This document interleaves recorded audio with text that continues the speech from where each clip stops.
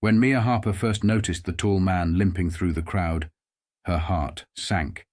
Another homeless person in a city bursting with wealth, yet indifferent to those on its margins. She felt anger more than pity, her mind already racing with thoughts of the system's failure. As she reached into her pocket to hand over a few coins, something strange happened. The man looked up, and she found herself caught off guard, feeling exposed, as if he could see past the money and into her own vulnerability. "Who are you?" Mia wondered to herself, startled by a feeling she couldn't shake.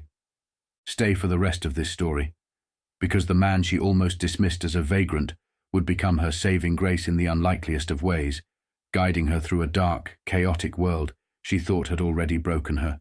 Their connection, forged in a single chance encounter, would not only change her life, but reveal an enduring power she had never known. When Mia Harper first saw the tall, burly man asking people for change, she rolled her eyes and cursed the politicians for not doing something about the increasing homelessness in the city. But when she saw the man limping, something in her moved. She felt shame, and so she decided to offer him some coins. "Here, sir, I can only spare these few coins. I think you should go to one of the shelters on 5th Street. They serve warm food around this time," Mia told the man. But when the man told her he was not homeless, she changed her tone and began confronting him. "I don't care who you are. I just hate being bothered by vagrants," she said, and walked away. However, when the man told her he only had $20 and was looking for change to help someone who needed help, Mia stopped and turned to him. She didn't expect the slender man's smile, but there he was, smiling a hearty smile that displayed the most beautiful teeth she had ever seen. Ashamed and shy, Mia apologized and told him she had a bad morning and that a new manager had fired her. "I'm sorry. My morning isn't what I expected it to be. I just got fired, but here are $5 that you can give your friend," Mia told the man, who introduced himself as Lucas Hayes. As Lucas was about to turn back, Mia stopped him and asked him if she could buy him breakfast. It was a spontaneous request, but what shocked her more than anything was her indifference. She couldn't care, and she didn't care because, at that moment, she belonged to herself, and nothing tethered her down. "Make up your mind, please. Is it a yes or a no? Because I am hungry. I would rather eat breakfast with someone with a beautiful smile. I hate myself for this, but I can't just be alone this morning. Why am I dumping all my issues on you, a stranger I met 1 minute ago?" Mia asked Lucas. But there he was, and just like before, he smiled and said, "All right, you can buy me breakfast if you let me buy you coffee." Lucas and Mia then went to the man Lucas was helping and gave him the $5 that Mia had earlier handed him. For the next 45 minutes, Lucas and Mia pretended to be a couple and entered a fancy cafe and ordered breakfast and coffee. Then, like a pair of troubled teenagers, the two slipped away and made a run for it before the waiter showed up with the bill. "I never imagined my morning would be like this. It's just pathetic and somewhat sad if you ask me. Getting fired, getting irritated with a stranger who did me no harm, and then asking the same stranger out for breakfast and running off is not something a 40-year-old woman does. It never happens," Mia said. And then, for no reason at all, she began to cry. Lucas, who did nothing but listen to Mia, was amazed by how vulnerable she was and how at peace she was with him. Although he didn't talk much, he felt the same way. There was something infectious about Mia, but he didn't know whether he felt sorry for her or whether he was only being himself, an altruistic romantic who sees everything through the chivalry lens. The two exchanged phone numbers that day, and Lucas promised to be in touch. Unknown to them, however, that brief time they spent together would totally change their lives. Unfortunately, though, Lucas couldn't get hold of Mia that day's evening. Initially, he thought she was a mad woman, a woman who lost her job and just needed a shoulder to cry on. And while he was happy to have been that shoulder for Mia, it didn't sit well with him because even in that little time he spent with her, he could tell she was a cultured woman. So it didn't make sense why she would refuse to answer his call. However, after calling a couple more times in the following days, a man answered the call and told him that he got the phone from a black lady and then hung up. At once, Lucas knew Mia was in trouble, But what could he do? He didn't have an address to search for her, and even though she told him her surname, he forgot it, so for the next 5 months, Lucas would search for her. He went to every building near where he met her and asked if a beautiful black woman named Mia had worked there. But after exhausting all the leads, he prayed for her every night that the beautiful stranger he had met and shared a meal with was okay. Lucas was obsessed to the point of looking for her in every morgue, hospital and prison. But when he least expected it, as he waited for an Uber, he saw a tall and slender figure crossing the road with a cart, and he immediately patted his jacket for coins. But when he found none, he sighed. He then did the most unimaginable thing, and sat there and cried because he was reminded of the morning he had met Mia. As he cried, the cart stopped beside him. "Mister, are you okay? Can I help you?" the tall and slender figure asked him. When Lucas looked up, the figure was a young black woman around the age of his missing friend. "No, no one can help me. You would think it's easy to find someone in this little town, but believe me, I have been searching for a missing friend of mine, and I think she is dead. I can't go on like this." "Do you think this is normal?" Lucas asked the stranger standing above him. But as he spoke and described Mia, the woman told him she knew Mia, who recently became homeless. "Look, mister, if you can spare some change, I'll take you to a woman who fits the description of the black beauty you are describing," the woman told Lucas.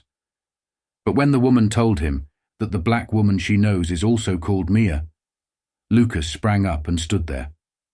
He told the woman not to move, and that he would return with some money. After a few minutes, Lucas returned, handed the woman $20, and told her to take him to her. For the next 2 hours, Lucas and the homeless woman were pushing the cart, looking for the other woman. Then the homeless woman stopped and told Lucas, "Look over there. See that woman over there? Her name is Mia, and that's the woman I was telling you about." Lucas then stopped and walked towards the woman standing above a burning garbage can. When Lucas approached the woman, he took his hands from his pockets and stretched them above the burning fire. Lucas didn't need the woman to face him. He already knew he had found the woman who had denied him any peace for these past few months. While standing there and stretching his hands, he felt like the weight of the world had been lifted off his heart. Lucas told her he had been looking for her without turning or facing Mia. "Has anyone told you you are difficult to find?" When Mia turned to face the man standing next to her with stretched out hands, she couldn't believe the man talking to her. "I know my glasses are broken, but please don't tell me you are that crazy Lucas who made me dine and dash," Mia said. "I have a perfect memory, and if I'm not mistaken, I remember limping out of there because of your suggestion," Lucas replied. Without uttering another word, he hugged Mia and held her close. For a moment, Mia forgot all her troubles because this was the first time she had felt safe ever since she became a homeless woman. That night, Lucas and Mia talked and warmed themselves by their garbage fire. Lucas told her that he had called her many times and that he got worried when some man answered the phone. Then Mia told him how she exchanged the phone for a jacket when she was robbed by other homeless people. Even though Lucas knew there was a good story behind how she managed to save her phone from being robbed, he didn't want to know because he didn't want to trigger a bad memory. As dawn broke, Lucas ordered an Uber and insisted Mia come with him. Half an hour later, the Uber stopped, and when the two came out, Mia couldn't believe her eyes. They were standing before the very restaurant where they had their breakfast that morning when Mia and Lucas met. The restaurant was closed, but Mia was shocked when Lucas took the keys from his pocket and opened the door. "This is my family's restaurant, and we have been feeding people for the last 75 years, he told her. Then, like the true gentleman he was, he led her upstairs after closing the restaurant's door. Lucas took Mia to his apartment above the restaurant. In his apartment, Lucas told Mia that she could use it however she wanted it. Before he could say another word, Mia was closing the bathroom door and running hot water for a hot bath. Lucas, pleased that he had found his friend, smiled and took out some of his baggy t-shirts and sports pants that he thought would fit her. "I have placed some clothes on the couch for you," Lucas yelled and went. But before he took the stairs, he shouted, "I'll be in the restaurant kitchen making us breakfast." Mia laughed, hearing Lucas's instructions. She was grateful that of all the people she had ever encountered, there was at least one person who cared very much for her. One person who never rested until he found her. That morning, Mia and Lucas had breakfast together, and although this time they were both going nowhere, they were happy. Their long conversation was cut short when the restaurant staff began arriving, so the two headed upstairs and continued their conversation. Mia told Lucas how she was kicked out of her apartment that same week, and how loan sharks she borrowed some money from beat her and took the little money she was left with. She told him she didn't know what to do or who to call, but when Lucas asked about friends and family, Mia told him she had no parents and grew up in the system when she became an orphan when she was 6 years old. Although Lucas promised Mia that she would never be alone so long as he drew breath, he was faced with the dilemma of how best to approach her. He didn't only want to be a concerned person for Mia, he was in love with her. He had been in love with her ever since that fateful morning that they crossed paths, but what made his love for her simmer was the long search. But now she was right there in his home and wearing his clothes. Lucas thought he could easily lose her if he didn't think of a way to make her know how he felt about her. Still, Lucas thought Mia had to be her own woman, because he didn't want her to think or feel like he was taking advantage of her situation. So he asked her what she wanted to do, and she told him she needed help to find a job. So for the next few weeks, Mia and Lucas were glued to the phones calling firms, arranging interviews, and filling work applications online. The pair got their break when one of the restaurant's suppliers said he had an open vacancy in their finance department, and as Mia was an accountant, they said they could use her help though on a temporary basis, which meant they would keep her if they liked her work. Mia began working for able suppliers as a junior accountant, and although she had only been there for a few days, they already liked her work, and it wasn't very long till they offered her a permanent position.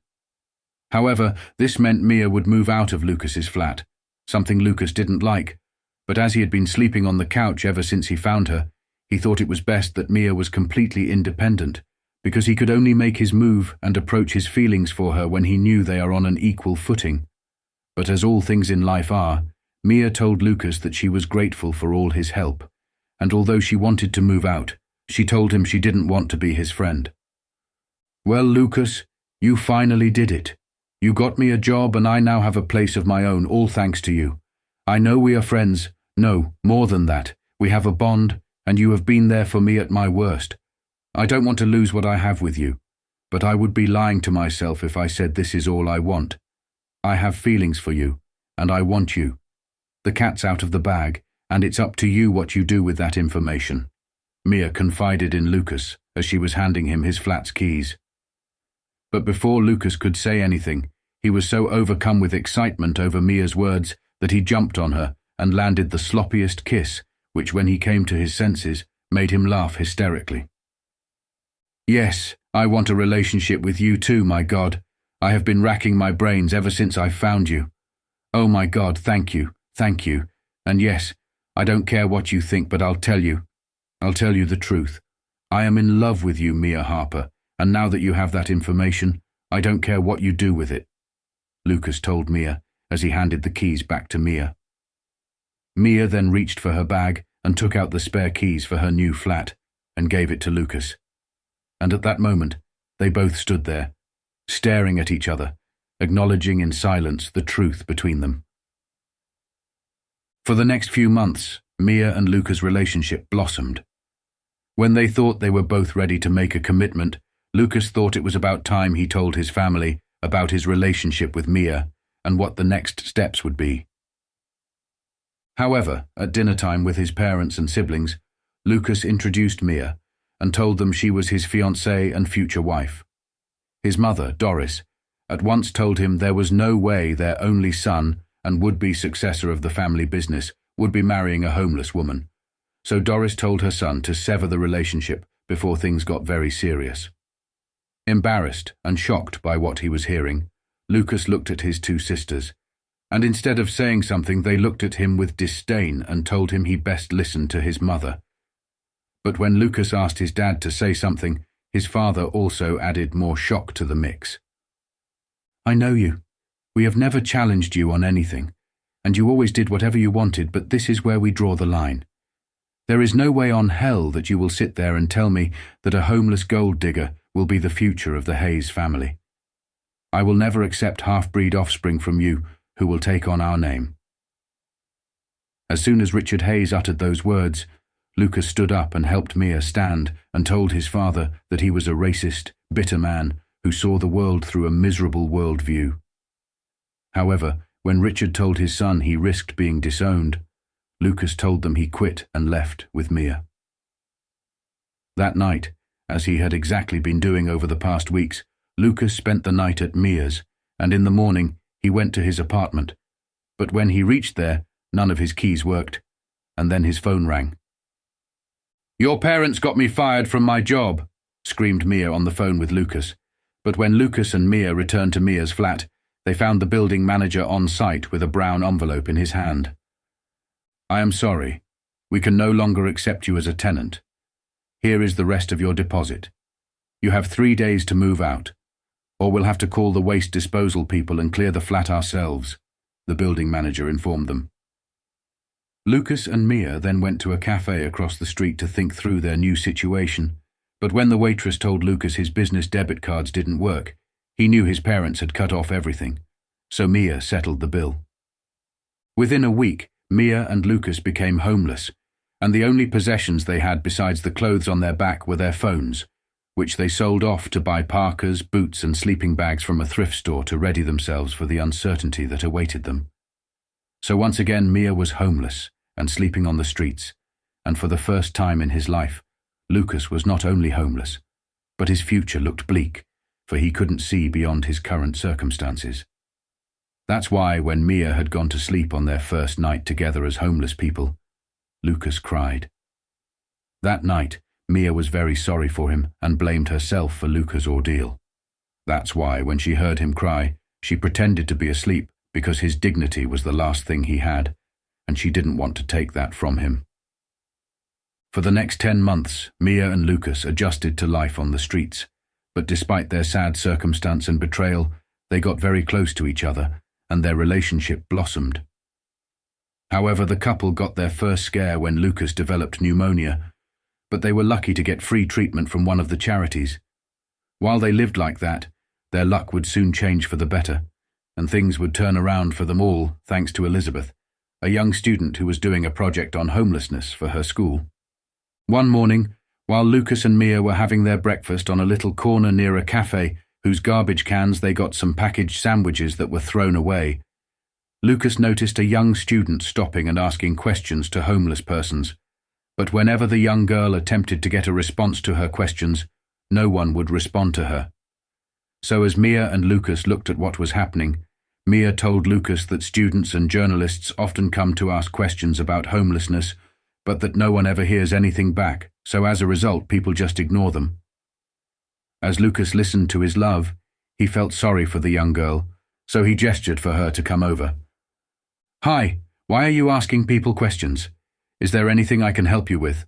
Lucas asked the girl, but when the girl introduced herself as Elizabeth, a high school student who was doing a project on homelessness, Lucas was elated that at least there were people who cared about the homeless, but when he asked Elizabeth the name of her school, he was surprised that she went to his former school. And what was even more surprising is that a young person attending one of the poshest private schools in the state was interested to learn about homelessness. But the surprise was reciprocal, because Elizabeth wondered why someone who had the best private education would find themselves in such a deplorable situation. However, when Lucas and Mia warmed up to Elizabeth over the next few days, they answered all her intrusive questions, and young Elizabeth was shocked and disgusted to her bones. They told her everything, from the racism they were subjected to, getting fired from their jobs, to Lucas's parents using their influence to get her evicted from her flat. So, with some of her friends, Elizabeth got their story out to the world, and it blew up. Honest people who were disgusted with the treatment they got offered them jobs. Some offered them jobs and free accommodation. News channels lined up to get their story, and their viral story became the talk of the town. The story got even more shocking when journalists interviewed Lucas's parents, and they repeated their racist sentiments live on air, and many people contributed to a GoFundMe that reached over $2 million. With the GoFundMe money, Lucas and Mia began a restaurant business and created a charity that fed and cared for homeless people. In no time, Lucas and Mia were back on their feet and making high profits, which enabled them to expand their business and open more branches. Despite their success, Lucas and Mia never forgot that it was only due to the kindness of good-hearted people that they owed their success. They had a policy of feeding homeless persons for free and anyone who was hungry and couldn't pay for the meal. Mia and Lucas put everything on the line because they loved each other, and even though they were punished, they made it. That's why when Mia and Lucas got married, they chose to share their joy with the people they came to care about when they were homeless. Despite their lavish wedding, the papers dubbed it the most lavish street wedding, because more than 90% of the guests were homeless people. Because society turned on Lucas's parents for being racist, they lost their restaurant business, their influence and investments as people boycotted their business interests. It wasn't long till they couldn't pay their debts, so Mia and Lucas watched how Doris and Richard Hayes were frog-marched out of their mansion as the bank repossessed it. However, Mia saved them when their daughters, who were in on it on disowning Lucas, walked away from them. Although Lucas was hurt by his parents for what they did to him and his wife, he appreciated Mia's kindness towards them, although they never deserved it. Every day Mia would take care of them, and although Lucas didn't know when exactly his parents saw the light and changed their racist views because he wasn't talking to them, he saw how they warmed up to Mia and how apologetic and ashamed they were of their past actions. Doris, Richard, Mia and Lucas became a family again, and every time during dinner time, Lucas would notice how deeply ashamed his father felt, no matter how much he tried to hide it. In the end, love conquers all, and Mia and Lucas's love for each other scaled down the walls of racism. That's why when Richard became an activist, he spread awareness about the ills of racism by using himself as an example. He would tell the crowds of people who listened to his talks that he was a racist zealot who had inflicted great harm on his children. He would tell people to spread love and care for each other, and not to spread harm and hatred. Many years later, when Mia and Lucas were elderly grandparents, their limousine drove past the exact spot where Mia had been warming her hands the night he had found her after the long search. At once, Mia and Lucas screamed at the driver to stop, and when they got out of the car, they stood over the spot. The garbage can was still there, half full of ash. As they cried, remembering that night and what followed, they hugged each other, and for what seemed like an eternity for the limo driver, the two stood there like a conjoined pillar.